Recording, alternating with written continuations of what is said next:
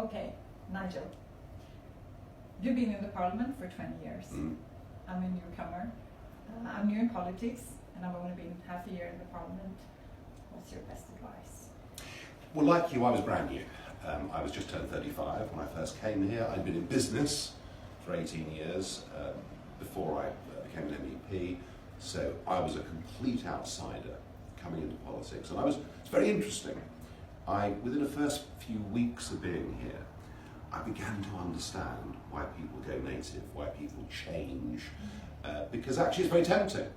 You know, you've got lunches to go to, lobbyists will buy you dinner, and there's no need to pay for alcohol because that's all provided free, generous daily allowances, and for a lot of people who come into this job, this gives them an income which is more than they would earn in the real world. There's no chance of being sacked really, and if you're high up on a party list, you just get re-elected. The pensions are good, and it's a natural thing for human beings to want to be liked by the group of people they're with. Now, your position is very similar to mine because you come in from a political party that's had a lot of controversy around it. Strikes quite a strong tone when it comes to large-scale mass immigration, when it comes to the powers of the European Commission. And I think what will happen is they will do their best to try and intoxicate you, to try and charm you, to try and buy you. Well, she's a nice-looking woman. I mean, surely, she will become one of us. And I've seen lots of people here who've become one of them, who've lost their principles and become part of the machine. So I'm not going to give you any advice, but I'm going to plead with you to remember who your voters are. Your voters are ordinary, decent, working people who live in Sweden, who believe in the country, who believe in Europe, but not this Europe, not the Europe of the von der Leyens, the Junckers. So just stick to your principles. That's my strong advice to you. So how did you do?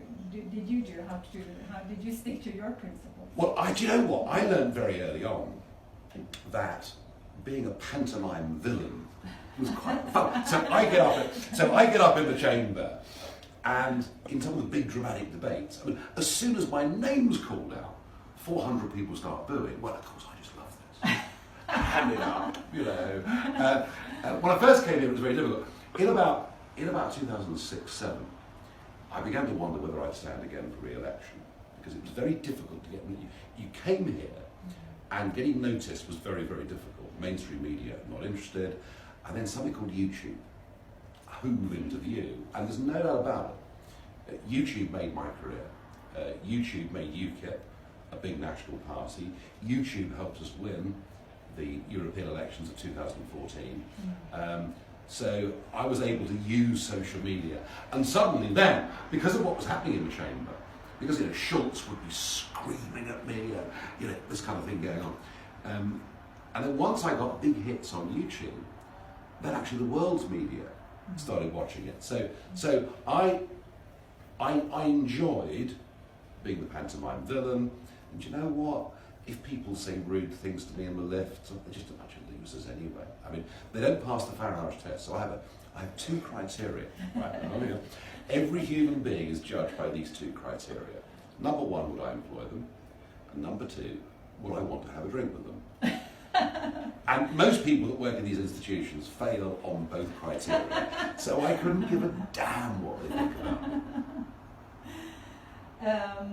Well, you've been aiming for this goal for 20 years at least. Yep. And now you're here, you achieved it. What does Amazing. it feel like? Extraordinary.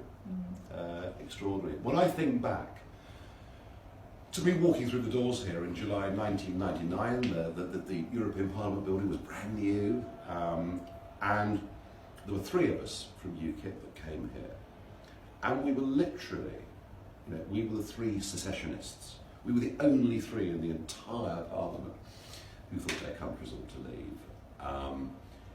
And in terms of UK public opinion, leaving the European Union was a minority sport. I mean, this was not mainstream at all. I mean, it really wasn't. I remember my first ever appearance on BBC's Question Time. That's our big weekly debate show in the UK. It's a massive programme still. And I remember my first appearance, and the host, David Dimbleby, done it for decades. You know, the European question came up, and Dimbleby pointing at me on BBC and saying, "And you, Nigel Farage, you have admitted in a conversation to wanting to leave the European." I mean, as if I'd endorsed paedophilia, or I mean, it was extraordinary. I mean, you know, you go to a dinner party in London, and you'd venture the view that we should leave the EU. I mean, you wouldn't be invited back. But it's like being opposed to mass migration. Of course. So when I think about the little acorns from which we began, to finally be at the point where in 5.5 weeks' time we are actually going to be packing up the content of our life. It's an amazing feeling. I'm the only person that has been saying this all through these years. And as the years have gone by, others have joined me. Boris Johnson, of course, for the referendum campaign. But for me, it's an incredible sense of achievement. I sometimes wonder how I stuck at this. Because I've literally been doing this 7 days a week for over 2 decades. It's almost become my religion. You know, I believed in it so much. So look, I couldn't be happier, to be honest. So you haven't ever felt any doubt? Do you know, it was a very big moment here for me. It was at the time of the European Constitution, and I was heavily involved in the French referendum campaign, helping get money into the French campaign, etc. And I remember the French voting no to the European Constitution. A few days later, the Dutch voting overwhelmingly no to the EU Constitution. And I thought then, well, we've won. You know, the whole direction of the European project will change. You know, within a week, we were back here in Strasbourg. They'd rebranded it as the Lisbon Treaty, not given up a single power, and I thought, you bastards. I thought, how disgusting you people are. So ever since that moment in 2006, I haven't just been advocating that the UK should leave the European Union. I've been advocating that Europe should leave the European Union. I've been a sworn opponent of the entire project since that time, because I realised then how fundamentally, not even undemocratic, anti-democratic, the whole thought process is here in Brussels and Strasbourg. So I'm utterly repelled by the whole thing, and now they want to militarise it. You know, they want an army, an air force, a navy. They want to expand. They want to use their muscle. And how the hell a neutral country like Sweden could even contemplate being a part of that is beyond me. But of course, you know, what people need to know is it's because the political class, the media class, the civil service class are literally bought off by this place. You know, forget what MEPs earn. Look at what people working in the European Commission earn. Do you know, there are 10,000 officials in Brussels that earn more than the British Prime Minister. I mean, so this is how they've done it. They've done it through a form of bribery. So look, I'm very hopeful that the UK leaving and prospering will lead us towards something very different. Already we see in Poland, we see in Hungary, we see in the Czech Republic, we see in Slovakia, countries that have got very strong rooted identities, countries in which Christianity, interestingly, is still very, very strong. Countries that have lived under the Nazis, lived under communism, and only had freedom for 3 decades. And they're beginning to see these politically correct institutions criticising them for their culture and the way in which they live. So I'm actually optimistic that, Brexit will start a process where the EU as we currently know it will disintegrate. And do you know something? If in years to come we had a Europe which was sovereign democratic nation states having a forum in which to meet, agreeing that we have to deal with cross-border crime, we have to deal with pollution which crosses borders, we have to deal, we're neighbours living in a street. What UK industry does with prevailing westerly wind affects what happens in Scandinavia. We are interconnected and interrelated in remarkable ways. But if this became a Europe of friends cooperating, I'd be 100% in favour of it. The fact is, it's not that. It is a Europe in which the nation states cede, give away, surrender their ability through the ballot box to make decisions to a bunch of unelected old men in Brussels. I mean, it's unbelievable. Do you think more countries will try to leave? I think it depends on what the perception of Brexit is. So obviously we're leaving, but there are more negotiations to be done in terms of the future shape of a trade deal. I think that Monsieur Barnier will try and make this as difficult as possible. He's desperate for us not to become competitive. It's interesting, isn't it? You know, that's the one thing in his mind. We mustn't allow the Brits to be successful. I think Boris has gained confidence in the last few weeks. I think my helping Boris made a huge difference in the election. But Boris knows if he messes this up, I'm still around. And they won't want that. They won't want that. So I think we're going to see a more robust British government.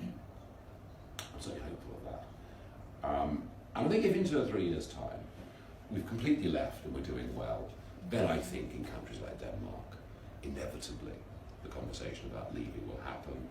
I was very interested that in Poland yesterday there was some opinion polling that showed the majority of Poles now think they'd be better off outside the EU. So yeah, I'm hopeful. That's interesting. Yeah, you know, and amazing, and even in countries like Italy, you know, the politicians may not reflect it.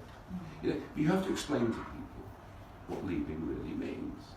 You know, leaving is taking back democratic control of your own destiny. I mean, who wouldn't want to be in control of their own destiny?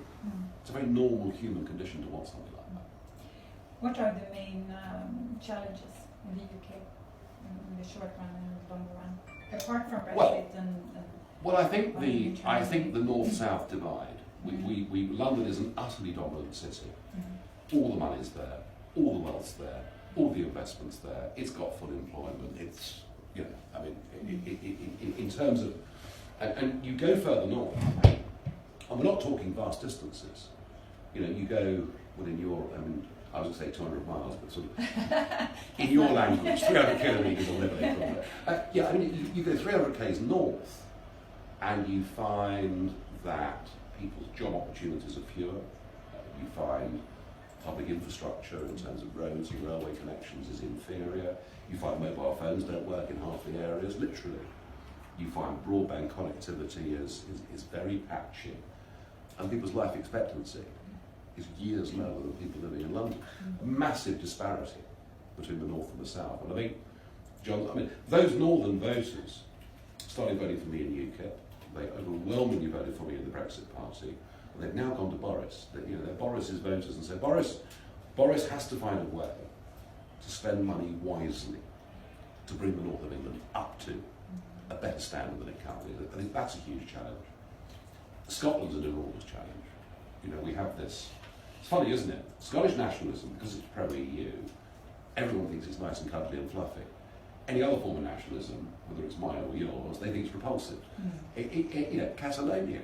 Nobody in this place speaks up for the jailed Catalan leaders because they're anti-EU. These are the double standards that we see. So dealing with Scotland, dealing with the Union, they're massive issues. Dealing with the North-South divide, they're massive issues. And thirdly, I would say this, refinding our place in the world. Because of our history, our very recent history, you know, we do have a very different position in the world to every other country in Europe. I mean, the Queen, our magnificent Queen, you know, is head of the Commonwealth, you know, an association of former colonies with whom we're friendly. I mean, no other country in history has kept good relations with its former colonies, but we have. We have the Commonwealth Games, our own sort of Olympics. Remarkable.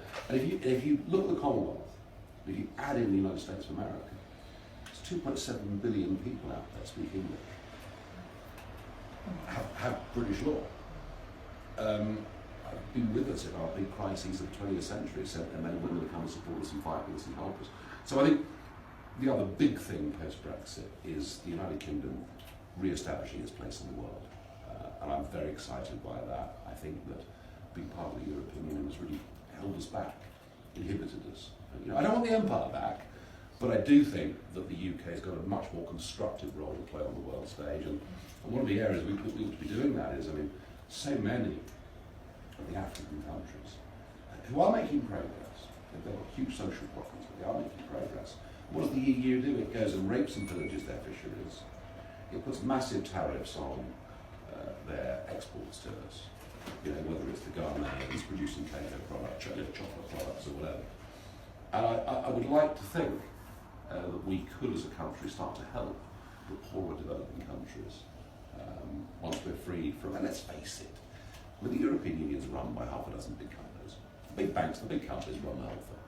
And they do it for their benefit, not for anybody else's, and certainly not for the poor in the world. And you listen to all the socialists and the Greens and the Liberals all talking about giving foreign aid to people. Well, actually, a better way to do it would be allow them to train this more easily. So things like that, where I think we can play a big role. A lot of young people are Remainers and really like or pro-EU. What do you say to them, and why? Well, when the Swedes had their vote on joining the euro, what was noticeable was nearly 70% of young Swedes voted against.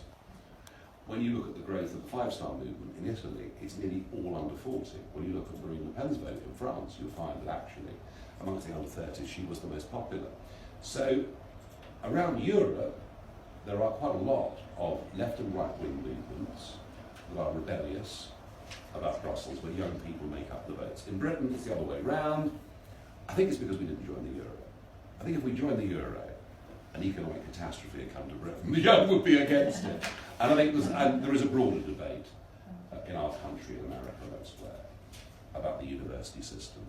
And frankly, the brainwashing that's been given by youngsters, and I feel pretty appalled by that. In schools and universities. Schools and universities. Yeah, absolutely. Thank you so much. Thank you. Enjoy yourself. Thank if you. you can. I'll try to. All right.